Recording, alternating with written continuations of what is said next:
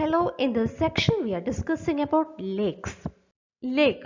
A lake is a body of water of considerable size localized in a basin that is surrounded by land apart from a river or other outlet that serves to feed or drain the lake.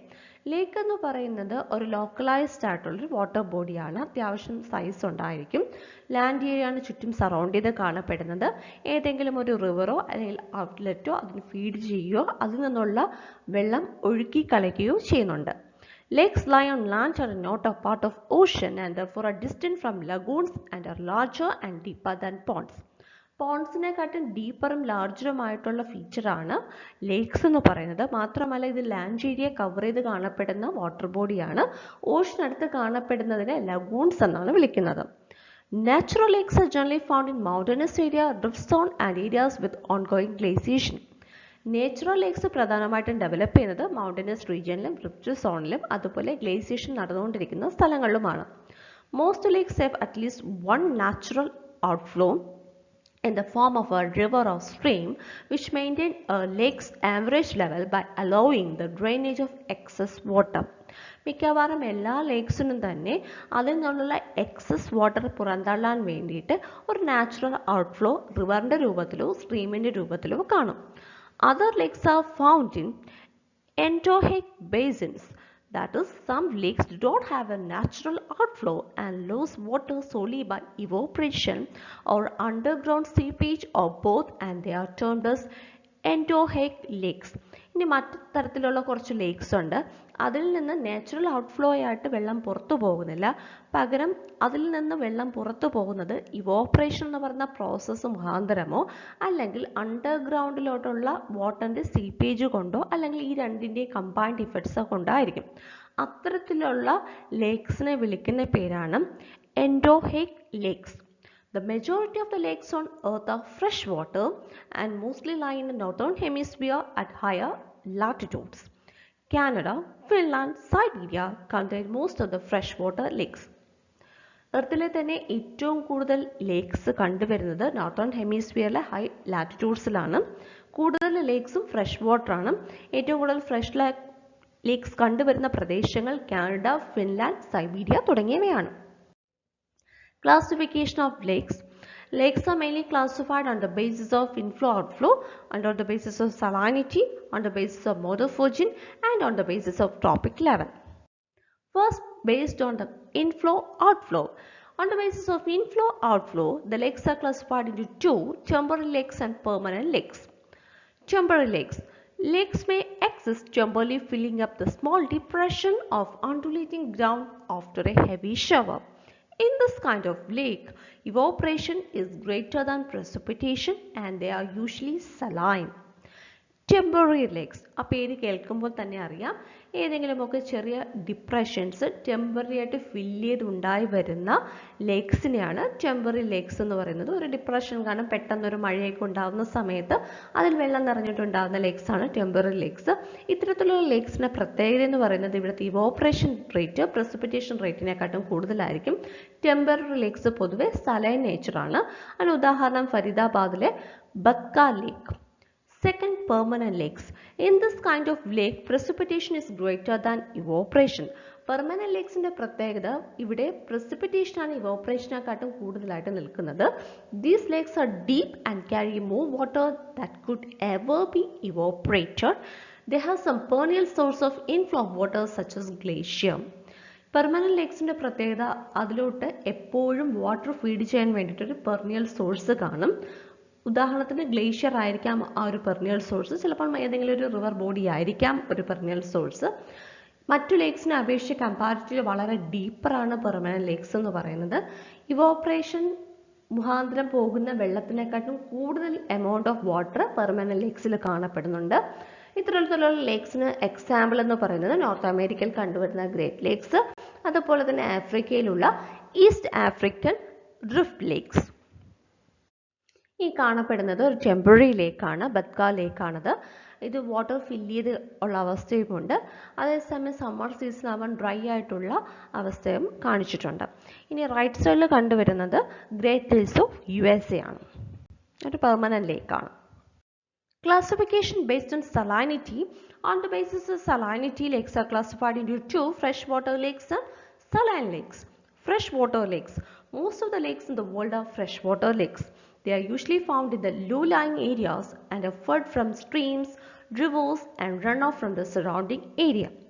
ലോകത്തിൽ കണ്ടുവരുന്ന മിക്കവാറും എല്ലാ ലേക്സും fresh water lakes ആണ്. ഇതിൻ്റെ പ്രത്യേകത, ഇത് പ്രധാനമായും കണ്ടുവരുന്നത് ലോ ലൈങ് ബേസിൻ ഏരിയാസിലാണ്. ഇതിന് പ്രധാനമായിട്ടും ഫീഡ് ചെയ്യുന്നത് സ്ട്രീംസോ റിവറോ അല്ലെങ്കിൽ റൺ ഓഫോ ആയിരിക്കും. ഉദാഹരണം എന്ന് പറയുന്നത് നോർത്ത് അമേരിക്കയിലെ ഗ്രേറ്റ് ലേക്സ്, റഷ്യയിലെ ലേക്ക് ബൈക്കാൾ, ലേക്ക് ഊളാർ തുടങ്ങിയവയാണ്. Saline lakes or salt lakes.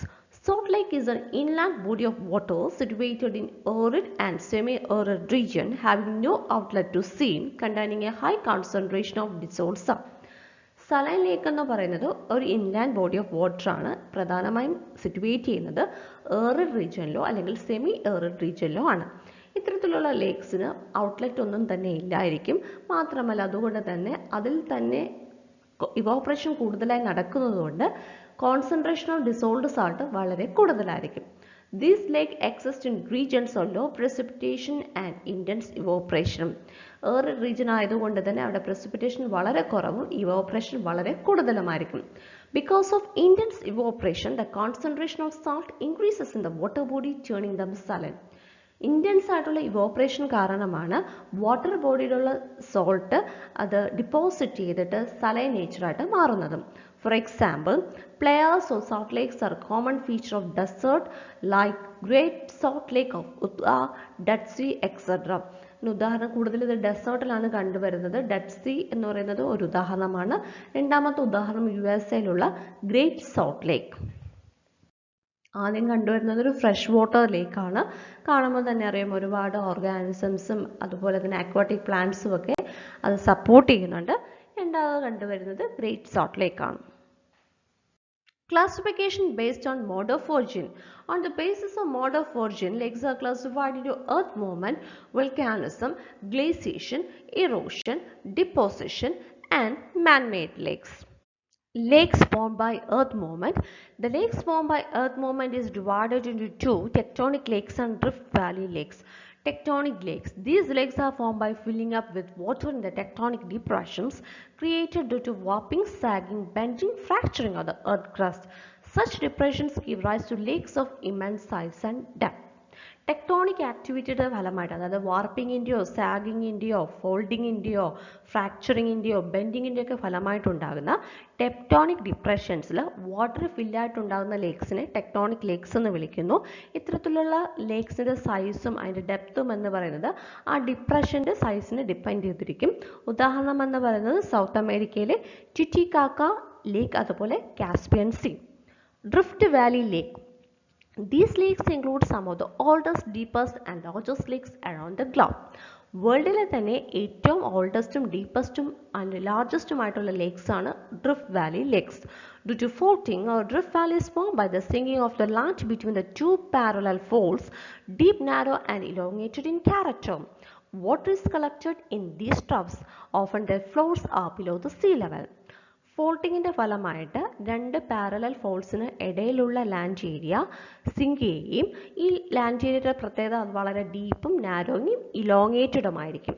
അവിടെ വെള്ളം ഫില്ല് ചെയ്തുണ്ടാകുന്ന ലേക്സിനെ ഡ്രിഫ്റ്റ് വാലി ലേക്സ് എന്ന് വിളിക്കുന്നു. ഇതിൻ്റെ ഫ്ലോർ എന്ന് പറയുന്നത് സീ ലെവലിനും താഴെയായിരിക്കും. The best example of this is the East African drift valley which include the lake such Dead Sea lake, Tanganyika etcetera.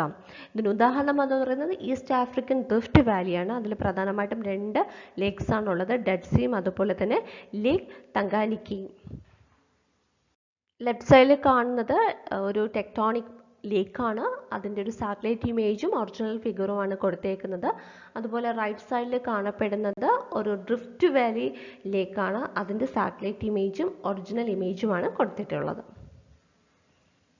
The lakes formed by volcanism. First, crater and caldera lakes. A natural hollow called a crater is formed by the blowing of the top of the cone during an volcanic eruption. Crater may be widened and enlarged by further subsidence into a caldera. These depressions are normally dry. In a dormant or extinct volcano, due to rainfall straight into this depression, which has no superficial outlet, a crater or caldera lake is formed. ഒരു വോൾക്കാനോയുടെ top portion, അതായത് കോൺ പോർഷന് continuous ആയിട്ട് erosion സംഭവിച്ചുണ്ടാകുന്ന ഒരു ഹോളെയാണ് crater എന്ന് വിളിക്കുന്നത്. അത് ചിലപ്പോൾ volcanic explosion സംഭവിക്കുമ്പോഴായിരിക്കും ഈ ഒരു ടോപ്പ് പോർഷൻ പോകുന്നത്, അല്ലെങ്കിൽ ഇറോഷൻ സംഭവിച്ചുമായിരിക്കാം. ഇത്തരത്തിൽ ഉണ്ടാകുന്ന ക്രേറ്റർ കണ്ടിന്യൂസ് ആയിട്ട് പിന്നീട് വൈഡൻ ചെയ്ത് എൻലാർജ് ചെയ്ത് സബ്സൈഡ് ചെയ്ത് ഉണ്ടാകുന്ന ഫീച്ചറിനെ കാൽഡറ എന്ന് പറയുന്നു. ക്രേറ്റർ ആയാലും കാൽഡറ ആയാലും നോർമലി ഡ്രൈ ആയിട്ടുള്ള ഡിപ്രഷൻസ് ആണ്. ഇനി ഡോർമൻറ്റ് വോൾക്കാനോ അതുപോലെ തന്നെ എക്സ്റ്റൻറ്റ് വോൾക്കാനോയുടെ കാര്യം എടുക്കുമ്പോൾ പിന്നീട് അവിടെ ഒരു വോൾക്കാനിക് ഇറപ്ഷൻസ് കുറേ കാലത്തേക്ക് നടക്കുന്നില്ല.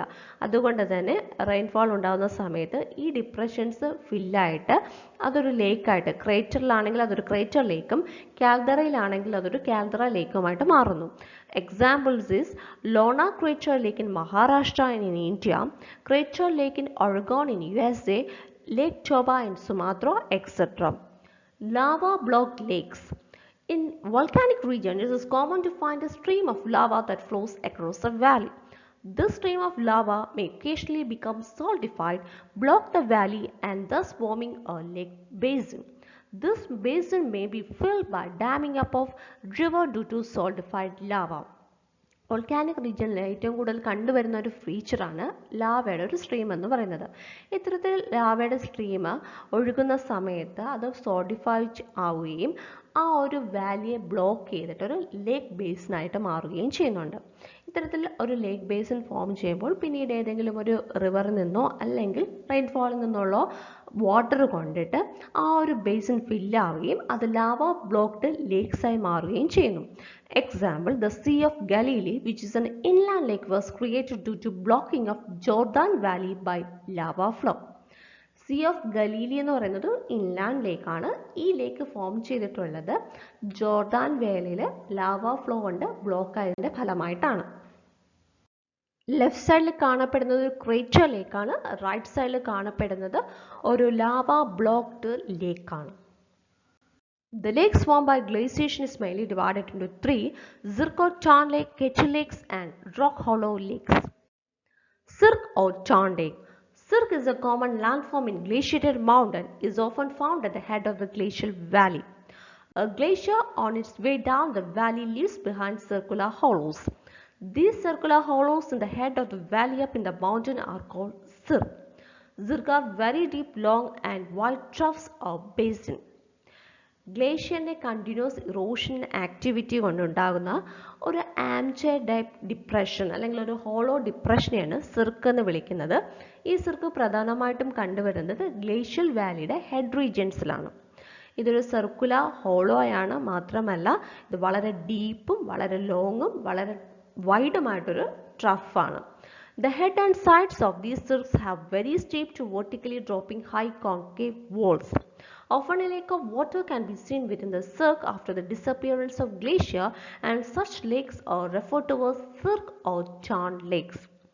ഒരു ഗ്ലേഷ്യേറ്റഡ് റീജിയനിലാണ് ഇത്തരത്തിലുള്ള ഡിപ്രഷൻസ് ഉണ്ടാകുന്നത് കൊണ്ട് തന്നെ ഏതെങ്കിലും ഒരു സാഹചര്യത്തിൽ ആ ഒരു ഗ്ലേഷ്യർ മെൽറ്റ് ചെയ്യുമ്പോഴത്തേക്കും അതിലുള്ള വെള്ളം ഈ ഒരു ഹോളോയിൽ നിറയുകയും അതൊരു സിർക്ക് ലേക്ക് അല്ലെങ്കിൽ ടോൺ ലേക്ക് ആയിട്ട് മാറുകയും ചെയ്യുന്നു. These lakes are otherwise called ribbon lakes. Example for this type of lake is Chandratal in Himachal Pradesh in India and Red Tarn in the English Lake District. ഇതൊരു സിർക്ക് ലേക്കാണ്. നമുക്കിവിടെ കാണാൻ സാധിക്കും ഒരു ഹോളോ ഡിപ്രഷനാണ്, ആംചെയർ ലൈക്ക് ഡിപ്രഷനാണ്. അതിൻ്റെ താഴെ glacier melt ചെയ്തിട്ടുള്ള water കാണാം. അത്തരത്തിലുണ്ടാകുന്ന ലേക്സിന് സിർക്ക് അല്ലെങ്കിൽ ടോൺ ലേക്സ് അല്ലെങ്കിൽ റിബൺ ലേക്സ് എന്ന് വിളിക്കുന്നു. Kettle lakes. These are depressions in the outwash plain left by the melting of a large mass of stagnant ice. ഔട്ട്വാഷ് പ്ലെയിനിലെ ഡിപ്രഷൻസിൽ പ്രധാനമായിട്ടും ഉണ്ടാകുന്ന ലേക്സ് ആണ് കെറ്റിൽ ലേക്സ് എന്ന് പറയുന്നത്. കെറ്റിൽ ലേക്സ് ഉണ്ടാകുന്നത് ഏതെങ്കിലുമൊക്കെ സ്റ്റാഗ്നൻ്റ് ഐസ് മെൽറ്റ് ചെയ്തിട്ട് ഇത്തരത്തിലുള്ള depressions ഫില്ലാകുമ്പോഴാണ്. They are irregular in shape and also these lakes are not very large or deep. മറ്റുള്ള ലേക്സിനെ അപേക്ഷിച്ച് കമ്പാരിറ്റീവ്ലി ഡെപ്ത് കുറഞ്ഞ ലേക്സ് ആണ് കെറ്റിൽ ലേക്സ്. സൈസ് എന്ന് പറയുന്നതും കമ്പാരിറ്റീവ്ലി ചെറുതാണ്. ഇതിൻ്റെ ഷേപ്പ് എന്ന് പറയുന്നത് ഇറഗുലർ ആണ്. Example for kettle lake is Orkney in Scotland. Rock Hollow Lakes. These lakes are formed by ice covering when valley glacier or ice sheets scoop out hollows or depression on the surface. Rock hollow lakes, ഇത്തരത്തിലുള്ള lakes പ്രധാനമായിട്ടും form ചെയ്യുന്നത് Valley ഗ്ലേഷ്യറോ അല്ലെങ്കിൽ ice ഷീറ്റോ ഒരു ഗ്ലേഷ്യേറ്റഡ് സർഫസിൽ depression ഉണ്ടാക്കുകയോ അതിനെ scoop out ചെയ്യുകയോ ചെയ്യുമ്പോഴാണ്. ഇത്തരത്തിലുള്ള ലേക്സ് പ്രധാനമായിട്ടും കണ്ടുവരുന്നത് ഫിൻലാൻഡ് റീജിയൻസിലാണ്. നമുക്ക് കാണാൻ സാധിക്കും വാട്ടർ കണ്ടന്റിനെക്കാട്ടും കൂടുതൽ ഇവിടെ കണ്ടുവരുന്നത് ഗ്ലേഷ്യർ കണ്ടന്റ് ആണ് അല്ലെങ്കിൽ ഐസ് കണ്ടന്റ് ആണ് കണ്ടുവരുന്നത്. കാരണം ഒരു ഗ്ലേഷ്യേറ്റഡ് സർഫസിൽ ഹോളോസ് ഉണ്ടാക്കി ഉണ്ടാകുന്ന ഒരു ലേക്കാണ് rock hollow lakes. Lakes formed by erosion. First, karst lakes. Karst lakes are formed in depression carved out by the solvent action of rainwater or water-soluble rocks such as limestone, gypsum and dolomite. Karst lake പ്രധാനമായിട്ടും form ചെയ്യുന്നത് ഡിപ്രഷൻസിലാണ്. ഈ depressions form ചെയ്യുന്നത് underground വാട്ടറിൻ്റെയോ അല്ലെങ്കിൽ rain വാട്ടറിൻ്റെയോ soluble action കൊണ്ടാണ്. പ്രധാനമായിട്ടും ലൈംസ്റ്റോൺ, ജിപ്സം, ഡോളമൈറ്റ് റോക്സിലാണ് കാസ്റ്റ് ലേക്സ് ഉണ്ടാകുന്നത്. The collapse of limestone roofs of underground caves may result in the exposure of long narrow lakes that were once underground. Karst ടോപ്പോഗ്രഫിയിലെ ഒരു important ഫീച്ചറാണ് limestone caves എന്ന് പറയുന്നത്. അപ്പോൾ continuous ആയിട്ടുള്ള erosion കൊണ്ട് limestone കേവ്സിൻ്റെ roof collapse ആകുകയും long narrow lakes പിന്നീട് സർഫസിൽ എക്സ്പോസ് ചെയ്ത് കാണപ്പെടുകയും ചെയ്യുന്നു. The shallow bed of these lakes is usually insoluble layer of sediment so that the lake is impounded, resulting in the formation of lakes. ഇത്തരത്തിലുള്ള ലേക്സിൻ്റെ പ്രത്യേകത bed എന്ന് പറയുന്നത് വളരെ ഷാലോ ആണ്. മാത്രമല്ല ഇൻസോളബിൾ ആയിട്ടുള്ള സെഡിമെന്റ് ലെയർ ആണ് ഇതിൽ കണ്ടുവരുന്നത്. Many karst lakes only exist periodically but return regularly after heavy rainfall. ഒരു ടെമ്പററി ലേക്കാണ് കാസ്റ്റ് ലേക്ക് എന്ന് നമുക്ക് പറയാൻ സാധിക്കും. ഹെവി റെയിൻഫോളിൻ്റെ സമയത്താണ് ഈ ഒരു ലേക്ക് ഏറ്റവും ആക്റ്റീവായിട്ട് കണ്ടുവരുന്നത്. Examples Lac de Chaillexon in the Jura mountains and Otjikoto karst lake in Namibia. Wind deflated lakes. These lakes are formed in arid regions and desert. Arid regionസിലും ഡെസേർട്ടിലും കണ്ടുവരുന്ന ലേക്കാണ് wind deflated lakes എന്ന് പറയുന്നത്. The depressions are created in desert due to deflating action of wind. ഇവിടെ ലേക്കിന് form ചെയ്യാനുള്ള basin അല്ലെങ്കിൽ depression ഉണ്ടാക്കുന്നത് create ചെയ്യുന്നത് വിൻഡിൻ്റെ ഡിഫ്ലേഷൻ ആക്ഷൻ കൊണ്ടാണ്. Ground water may seep out in these depression forming lakes. പിന്നീട് ആ ഡിപ്രഷൻസിലോട്ട് ഗ്രൗണ്ട് വാട്ടർ വന്ന് നിറയുകയും അത് ലേക്കായിട്ട് കൺവേർട്ട് ചെയ്യുകയും ചെയ്യുന്നു. Excessive operation causes these to become salt lakes and players. Desert അല്ലെങ്കിൽ ഏറ് റീജിയൻ ആയതുകൊണ്ട് തന്നെ ഇവിടുത്തെ ഓപ്പറേഷൻ റേറ്റ് വളരെ കൂടുതലായിരിക്കും. അതുകൊണ്ട് ഇത് കാലക്രമേണ സോൾട്ട് ലേക്സും പ്ലേയേഴ്സുമായിട്ട് മാറുന്നു. For example Great Basin of Utah in USA. ലെഫ്റ്റിൽ കാണപ്പെടുന്നത് ഒരു കാസ്റ്റ് ലേക്കും റൈറ്റ് സൈഡിൽ കാണപ്പെടുന്ന ഒരു വിൻഡ് ഡിഫ്ലേറ്റഡ് ലേക്കുമാണ്. Lakes formed by deposition. First one, oxbow lakes. In large flood and delta plains, rivers rarely flow in straight courses. Loop-like channel patterns called meanders develop over flood and delta plain. During a flood, a river may shorten its course by cutting across its meandering loops, leaving behind a horseshoe-shaped channel as an oxbow lake. ഒരു വലിയ flood അല്ലെങ്കിൽ delta പ്ലെയിനിൽ ഒരിക്കലും ഒരു നദി straight ആയിട്ട് ഒഴുകാറില്ല. അതിന് കുറേ ബെൻഡിങ് ഒക്കെ സംഭവിച്ച് മിയാൻഡറിങ് ഒക്കെ സംഭവിച്ചിട്ടാണ് അത് ഒഴുകുന്നത്. ഇത്തരത്തിൽ മിയാൻഡറിങ് സംഭവിച്ച ഒരു നദിയിൽ ഫ്ലഡ് എത്തുന്ന സമയത്ത് അതിൽ ഔട്ട്ഫ്ലോ ഉണ്ടാവുകയും ഒരു ഭാഗത്ത് ഇറോഷനും മറ്റൊരു ഭാഗത്ത് ഡെപ്പോസിഷൻ നടക്കുകയും ചെയ്യുന്നു. ഇത്തരത്തിൽ ഡെപ്പോസിഷൻ നടക്കുന്നതിൻ്റെ ഫലമായിട്ട് ഒരു ഹോർസ് ഷൂ ഷേപ്പ് ചാനൽ അതിൽ നിന്ന് സെപ്പറേറ്റ് ആയിട്ട് മാറുന്നു. അതിനെ ഓക്സ്ബോ ലേക്ക് എന്ന് വിളിക്കുന്നു. ഓക്സ്ബോ ലേക്കിന് എക്സാമ്പിൾ എന്ന് പറയുന്നത് ലോവർ മിസിസിപ്പിയിൽ ഒരുപാട് ഓക്സ്ബോ ലേക്സ് കണ്ടുവരുന്നുണ്ട്. Second is Rio Grande in Mexico and in India the oxbow lake example is Kanwar lake bird sanctuary in Bihar. Barrier lake. These lakes are formed by landslide, avalanche and such other process. ലാൻഡ്സ്ലൈഡിൻ്റെ ഫലമായിട്ടോ അല്ലെങ്കിൽ അവലാഞ്ചയുടെ ഫലമായിട്ടോ അല്ലെങ്കിൽ മറ്റേതെങ്കിലും mass movement ഫലമായിട്ടോ ഉണ്ടാകുന്ന ലേക്സിനെയാണ് barrier lakes എന്ന് വിളിക്കുന്നത്. This process cause dumping up of the river by blocking the valleys. ഒരു landslide നടക്കുമ്പോൾ ഒരു avalanche നടക്കുമ്പോൾ നമുക്കറിയാം ഒത്തിരി മെറ്റീരിയൽസ് മൗണ്ടൻ്റെ മുകളിൽ നിന്നും താഴോട്ട് ഒഴുകി വരുന്നുണ്ട്. ഇത്തരത്തിലുള്ള മെറ്റീരിയൽസ് എവിടെയെങ്കിലുമൊക്കെ ഡാം ചെയ്തിട്ട് ആ ഒരു വാലിയെ ബ്ലോക്ക് ചെയ്തുണ്ടാകുന്ന ലേക്സിനെയാണ് ബാരിയർ ലേക്സ് എന്ന് വിളിക്കുന്നത്. And these lakes are very short lived and they can be soon give away under the pressure of water. The sudden release of water from these lakes can cause flood. ഈ ഒരു ലേക്സിൻ്റെ പ്രത്യേകത എന്ന് പറയുന്നത് ഈ ഒരു loose fragments എപ്പോഴാണോ pile ചെയ്ത് നിർത്തുന്നത് അതുവരെ മാത്രമേ ആ ഒരു ലേക്ക് കാണത്തുള്ളൂ. ആ ലൂസ് ഫ്രാഗ്മെൻറ്റ്സിന് എന്തെങ്കിലുമൊക്കെ പ്രഷറൊക്കെ സംഭവിച്ച് അത് മാറുമ്പോഴത്തേക്കും ആ ലേക്ക് അവിടെ നിന്ന് ഡിസപ്പയർ ചെയ്യുകയാണ് ചെയ്യുന്നത്. ഇനി ഈ ഒരു ലേക്കിന് മറ്റൊരു പ്രത്യേകത കൂടെയുണ്ട്. കണ്ടിന്യൂസ് ആയിട്ടുള്ള വാട്ടറിൻ്റെ അക്യൂമുലേഷൻ കൊണ്ട് ഫ്ലഡ് ഉണ്ടാക്കാറുണ്ട്. For example, Lake Gormire in Yorkshire is blocked by a landslide. And this is an oxbow lake and this is a barrier lake. Here we can see the materials is accumulated on the foot of a mountain. Man-made lakes. Besides natural lakes, man has now created artificial lakes. Natural lakes ന് പുറമെ മനുഷ്യൻ ഒത്തിരി artificial lakes ഉണ്ടാക്കിയിട്ടുണ്ട്. Artificial lakes are created by erecting a concrete dam across a river valley. പ്രധാനമായി artificial lakes ഉണ്ടാക്കുന്നത് ഏതെങ്കിലും ഒരു river വാലിയിൽ ഒരു കോൺക്രീറ്റ് ഡാം ഉണ്ടാക്കുന്നത് വഴിയാണ്. These dams help in creating a reservoir by impounding river water. ഇത്തരത്തിലുള്ള dams ഒരു റിസർവോയർ ആയിട്ട് ആക്ട് ചെയ്യും, വാട്ടറിനെ അതിൽ കളക്ട് ചെയ്യുകയും ചെയ്യുന്നു. ഉദാഹരണം എന്ന് പറയുന്നത് Guru Gobind Sagar lake which supports the Bhakra Nangal hydel project. The next classification is based on trophic level. Based on trophic level, lakes are classified into three: eutrophic lake, mesotrophic lake, and oligotrophic lake. Eutrophic lake. Eutrophic lakes have very high levels of biological productivity. The excess level of nutrients, especially phosphorus, nitrogen, give rise to abundance of aquatic plants in these water bodies. Usually, the water body will be dominated either by aquatic plants or algae. Eutrophication might occur naturally or due to the human impact on environment.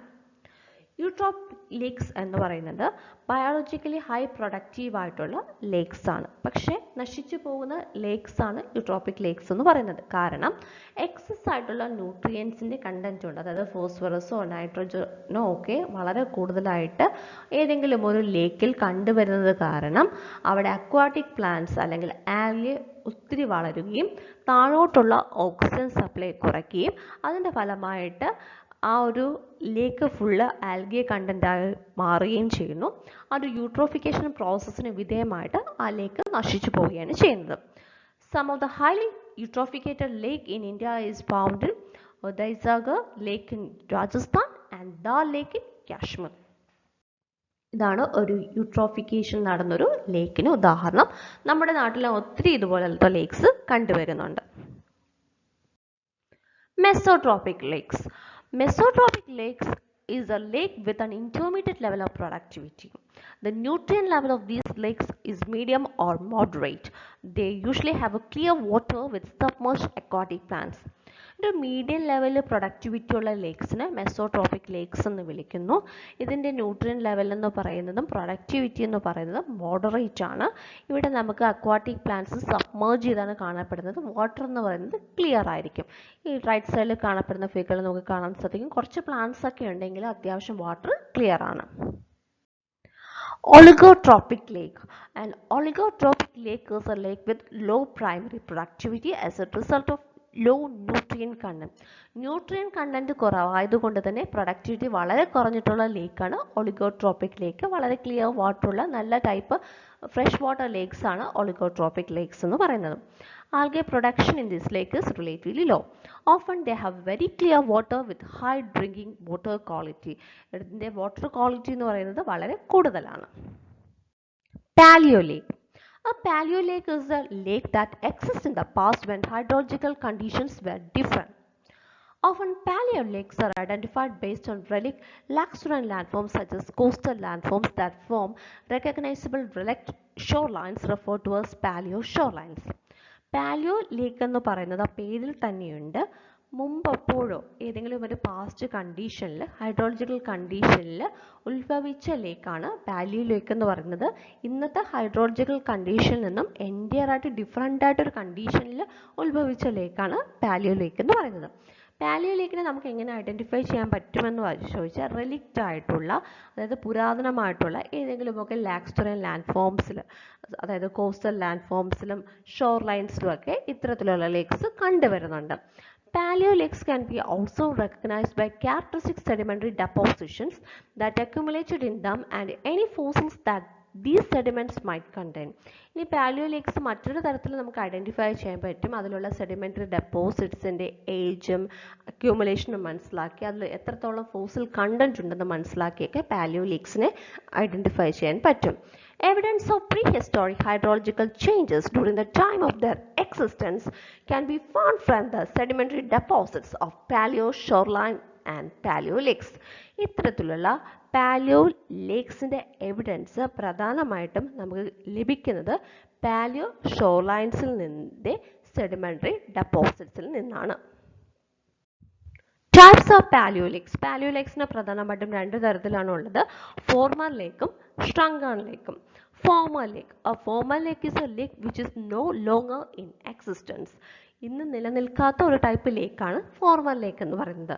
Former lake include prehistoric lakes and permanently dried up lakes resulting from evaporation or human intervention.